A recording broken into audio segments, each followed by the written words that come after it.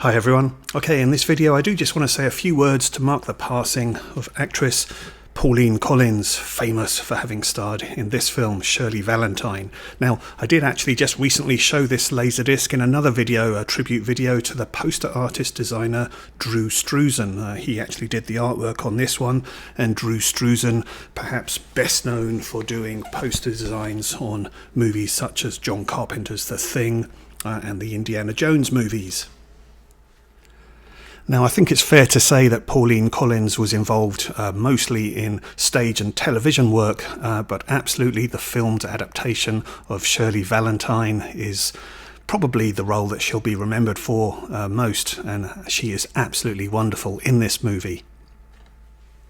Now, it's kind of remarkable really that director Lewis Gilbert came off of doing two big James Bond movies, one being The Spy Who Loved Me and the other being Moonraker, to then, in his late career as a director, go on to do two smaller scale movies that were both adaptations of Willie Russell plays. Now, the first film that Lewis Gilbert directed after having done Moonraker that was an adaptation of a Willie Russell play was this one, Educating Rita, and this one ended up having Oscar nominations for both Michael Caine and Julie Walters. Really fantastic film, this one, that involved Julie Walters playing a hairdresser, kind of bored with her home life, who decides to better herself by going to university and then developing a relationship with the alcoholic professor there, played by Michael Caine. And no doubt the success of Educating Rita would have been a factor for Lewis Gilbert returning in 1989 to do another adaptation of a Willie Russell play, and that was Shirley Valentine. And this one starring Pauline Collins, who had already had Broadway success playing this role and had won a Tony Award. And yeah, she's just absolutely tremendous in this film. So really likeable comedy, this one, about a 42-year-old woman who is kind of having a stale marriage. Her husband is played brilliantly by Bernard Hill.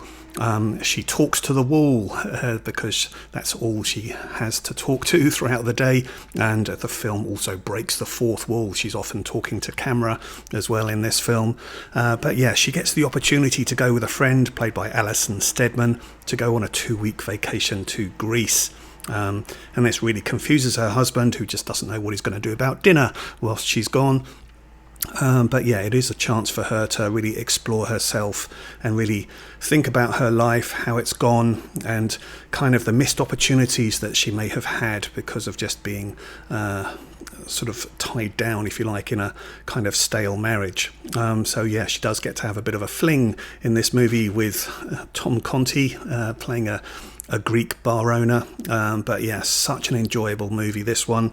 Now, I did see this one at the cinema when it came out, and I must say, back in the sort of late 80s, early 90s, from my experience, there were 3 movies that really I remember going to the cinema and people just really laughing out loud.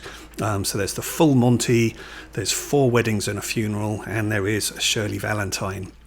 Lots of quotable lines in this movie, and I remember at the time they quite often showed a specific clip which has Shirley Valentine talking about the F plan. Now, if you know what that line means, then you'll certainly remember that clip. But yeah, Pauline Collins is just absolutely tremendous in this film, and certainly deserved all of her awards for it. So she did win the Tony Award on Broadway, she won the BAFTA for the film version, and she was also Oscar nominated as well for her performance. So yeah, just really lovely performance from her.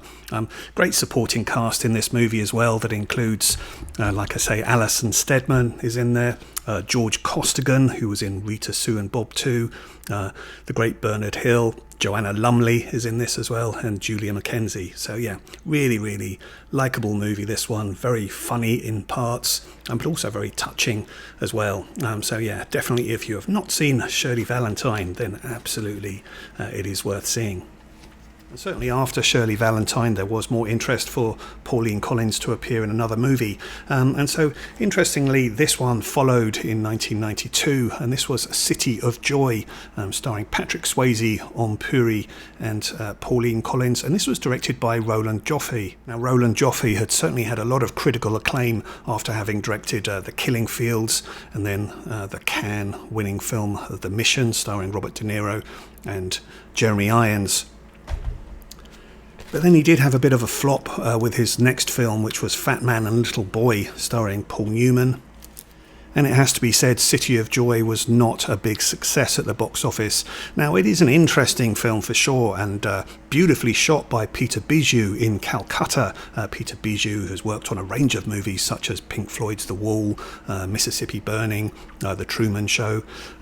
So yeah, it often looks beautiful and engaging in terms of seeing Calcutta, but it has to be said the story is perhaps a little sort of problematic for a lot of people, because it does focus on a doctor who is played by Patrick Swayze, who is disillusioned after having lost a patient, and so sort of retreats to India, and there comes across a nurse who is played by Pauline Collins, and gets involved with the local residents in terms of having to try and help them overcome a sort of local godfather who is seeking protection money and really harassing all of the citizens there. So the difficulties with the film is that it is kind of seen as being a sort of white saviour movie to some extent, and the script doesn't really help it in that regard. I mean, Patrick Swayze definitely was hot property at the time. He'd come off of making Point Break and Ghost, and this was a sort of more prestige picture for him to make, I suppose. Pauline Collins is very lovely in this film as the nurse who gets to know Patrick Swayze's character, helps him through some troubles, and really tries to get him involved in helping the local residents.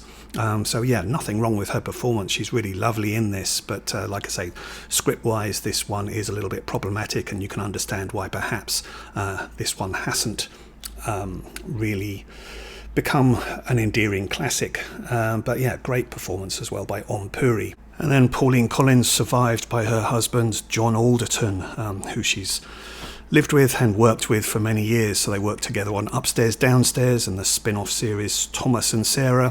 For me, although I didn't watch Upstairs Downstairs at all, always familiar with John Alderton, and for me he is special because he appears in a couple of Michael Winner films that I really adore, those being The System and Hannibal Brooks, both of which star Oliver Reed. So yeah, by all accounts, Pauline Collins just seemed a really wonderful person, and certainly that comes across in her just terrific performance here in Shirley Valentine. So yeah, an essential movie to watch if you want to see what Pauline Collins was like on screen. Yeah, there we go. That is just a short tribute, if you like, to Pauline Collins. Thanks very much for watching this. Please leave any comments that you care to. All the best. See you again. Bye-bye.